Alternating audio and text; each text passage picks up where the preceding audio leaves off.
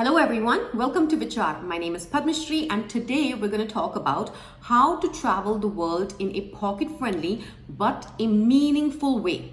This is not a video about some travel hacks wherein I will teach you how to save some dollars on your accommodation or food.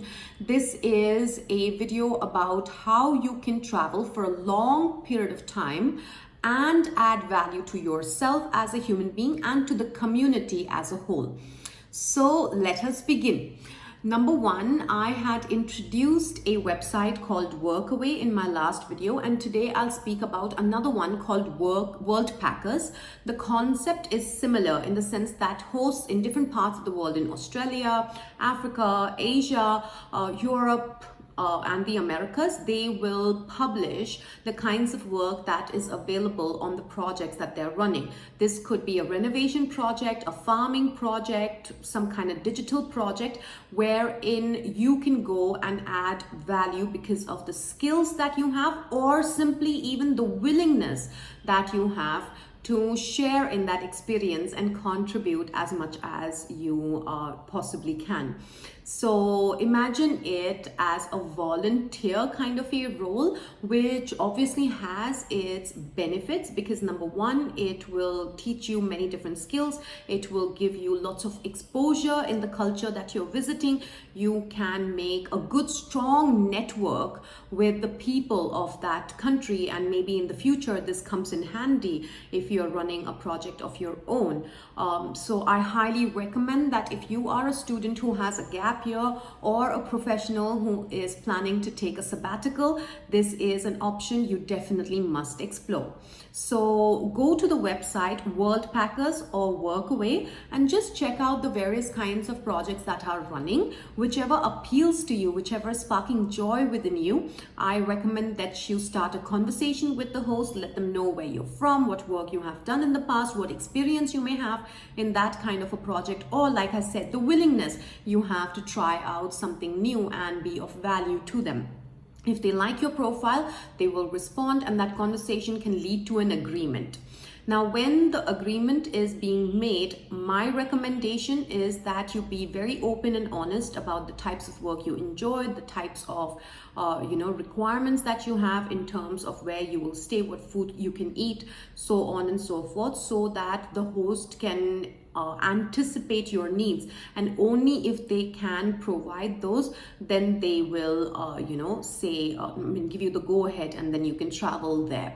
It is not a good idea to arrive there and then find out that you're not actually going to enjoy because the host is banking upon you for the work that the project requires. So be very open, ask as many questions as possible to the host. There is nothing wrong in asking the questions that you really find important, and the host should be able to answer them. And if everything goes well, if everything is agreeable, then pack your bags and go to your life's best adventure.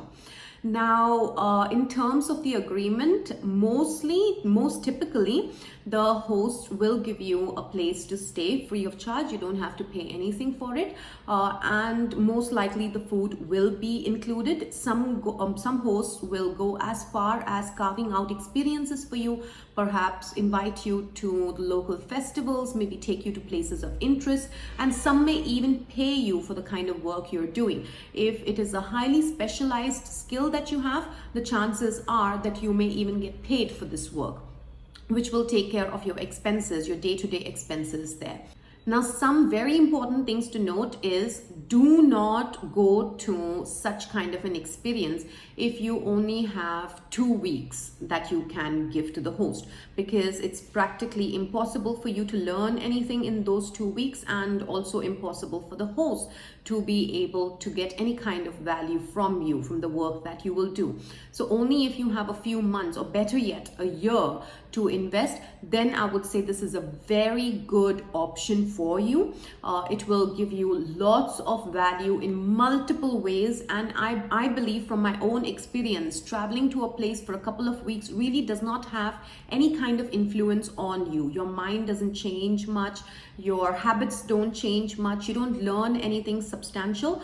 But when you spend some quality time, in a particular place, and you're just viewing the world from their lens, that's the only time a culture can actually positively influence you. So this is a good option only if you have a good number of months to invest. Number two is be very honest, be very open about your intentions. If your intention is just to get free food and free stay, then you're going to have a bad experience because nobody likes a freeloader. If your intention is to go and contribute, if your intention is to go and add value, to learn something, then this is a very good way of travel. You will have very many positive experiences. You will make some really good friendships, like something that you will be able to benefit from in the longer run. If you build a good solid network based on your work, based on the value you have provided to a community, you can be certain that in the future when you need their help, they will show up for you. So these are the two things that keep in mind when you're opting for such kind of travel. And if everything goes well, then do let me know where you're going and what kind of work you'll be doing. I will be very thrilled to learn about your journey. So thank you so much for tuning in, and I shall see you on the next one.